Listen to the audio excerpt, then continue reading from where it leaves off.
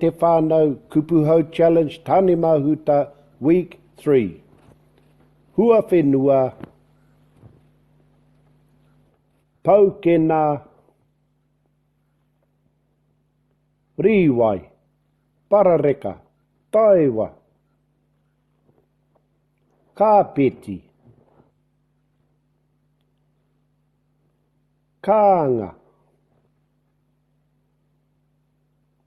ko whitiwhiti, wai rauriki, wā takirihi.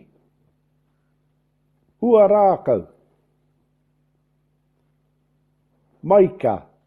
panana, rōpere, tō rōpere,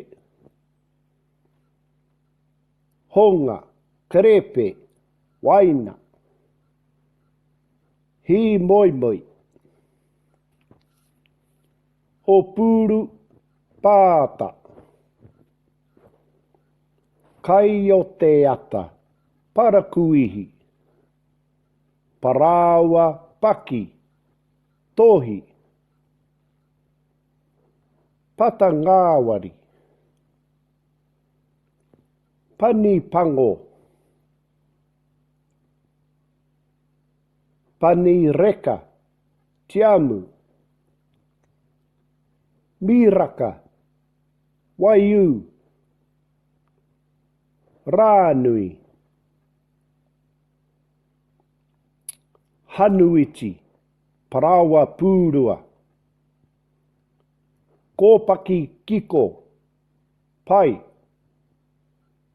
toinga kai, miraka tepe, waiu tepe, maramara riwai, maramara taiwa,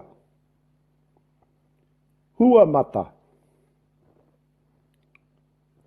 manga mata, rauamiami, rētihi, aniana, riki, take kura, tamore kura, harore, matiru,